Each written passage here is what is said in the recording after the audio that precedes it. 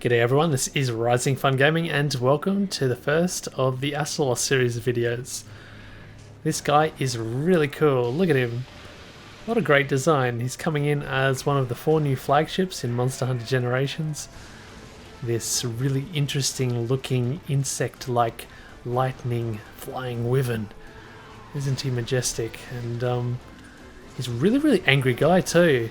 As you'll see through the course of this fight, no doubt, he's very aggressive fighter, and he's kind of known, he's kind of renowned for himself coming to places like the good old Verdant Hills here and interrupting the Wraths, trying to claim their territory and whatnot.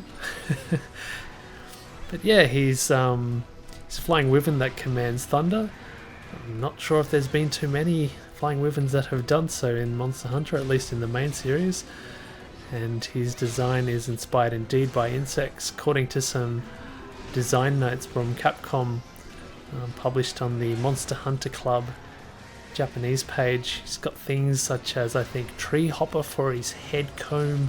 He's got the glasswing butterfly for those very awesome looking wings. You might get a good shot of them there, you can see them.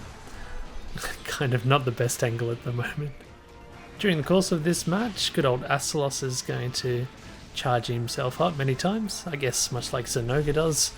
He's fond of building up his electrical energy and discharging it on the poor hunter. He comes in for an epic dive attack. And it's really quite interesting.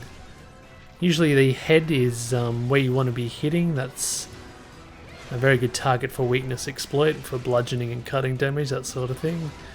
But when he's charged up, not only is he a little bit more dangerous to us, but we're a little bit more dangerous to him, because round about the head, wings and tail, his weaknesses to weapons and element in turn do change. He's a little bit more susceptible during this time, which is cool. I guess also like the Zenoga, the Astalos can be knocked out of his charged state, so I definitely recommend for hunters to proactively seek the head, wing and or tail during these times.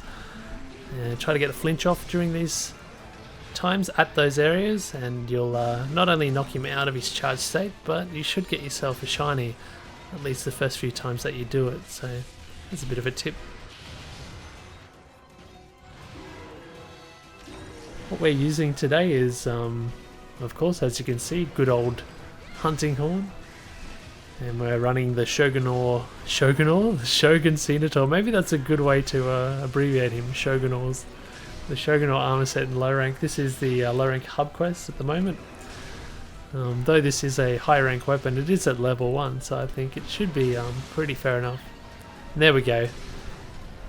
And with the KO as well. Beautiful. And it's a really cool scene for him too, like fighting him at night time. You can really enjoy his, I guess, luminescence, is that the word? You can enjoy his coloration and the light he gives off when he's in his charged up state. He can do many things to you. Not only can he do the Thunder Blight and of course stun you upon consecutive thunder attacks, and also some of his very powerful punching attacks and whatnot. He's also capable of doing paralysis to you as well. We may or may not see it in the course of the fight, but we just got a good image of the tail there. He can, in mid-flight, oh, there it is right there, awesome timing. You see that jab attack, that's a paralysis attack, and if you don't have any armor skills against paralysis, that should be an instant paralysis every single time. Every single time. So it looks like our fella's just about to leave the area. We'll give ourselves a bit more of a refresh on the buff there. I probably don't need to be actually doing the chorus or encore for that, rather. Not very necessary. Alright, let's top up our health and whatnot. He's just about next door. I do have a lot of fun trying to fight him with Hunting Horn. I don't play a lot of Hunting Horn, so hopefully you guys appreciate it for this video. we may bring it back from time to time. I just maxed the Ketchawacha one recently, and there's lots of monsters that are weak to water, so maybe we can get a good bit of mileage out of that later. We'll see, we'll see. But you gotta love the design of the Kushala one.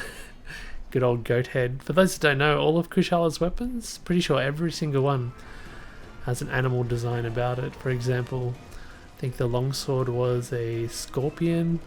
The lightbow gun is definitely some sort of hornet creature, which is cool. And the charge blade, which is new in 4th gen, is a turtle or a tortoise. Looks like a big turtle. So it's got a few breakable regions on his body. Obviously the head comb there, it's a nice one to get. It's got the wings, got the tail as well. You can cut it, and I believe you can break the little pincery like shape of the end there.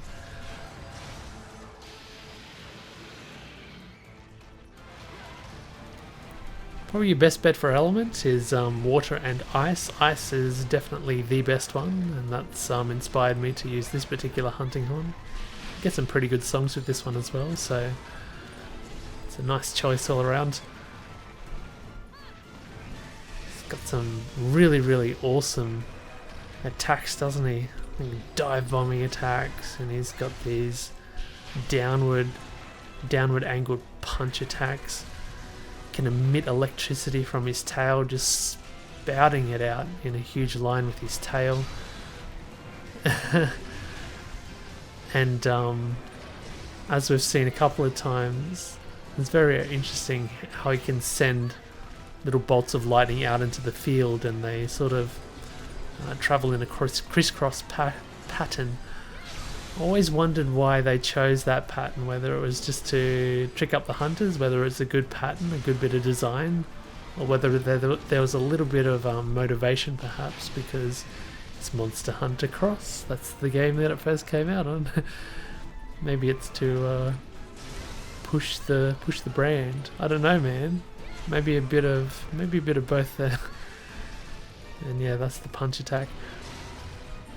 One thing that we may or may not see as well, he's one of the very few monsters that has a huge knockback inducing animation upon death. We'll see how we go. As you know, monsters like Rajang, they kind of still punch as they're dying, that sort of thing. Kind of knock you down when you're going in for the early carve. But Risex's is... I'm just trying to remember. Oh, I just got caught up in that. I'm just trying to remember whether it's a forward launching sort of punch with the wings or a headbutt or what, but yeah, it's really cool. And yeah, he's really, really liking this attack. Oh, and that caught me. Damn it. Yeah, the horizontal flight.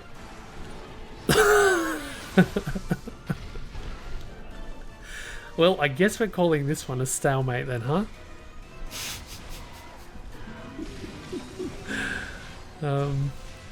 Yeah, I have a feeling maybe if you knock the end of his tail, I guess because it was charged at that point, wasn't it?